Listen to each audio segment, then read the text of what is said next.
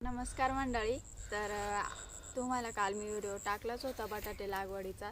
तर काल आम्ही बेड तयार करून घेतले आणि आज बटाटे आणले.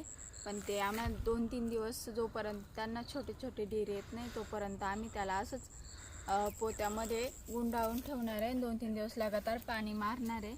तर बटाट्याचा सीझन निघून गेला आहे तसा, तर आम्हाला उशीरच झाला लावायला. तर त्याच्यामुळं मग जुने बटाटे शोधत होतो, ते काही सापडले नाही. पण मग असे नवीनच भेटले. तर बघूया, त्यासाठी थोडेच आणले. मग बघूया आता लावल्यानंतरच कसे. आणि त्याच्यानंतर आम्ही अद्रक पण आणले. तर बटाटे साधारण 5 किलो आणि अद्रक 4 किलो आणले. तर अद्रकला टाईमच लागेल. अद्रकला 10-12 दिवस तरी ठेवावं लागतील, कारण का मोठे डेरे येईपर्यंत. मग ते लावल्यानंतर चांगलं होतं. तर आम्ही असंच ते आता झाकून आणि त्याच्यावर पाणी टाकत राहणार आहे. जेव्हा ढीर येतील तेव्हा आम्ही लागवडीला सुरुवात करणार आहे.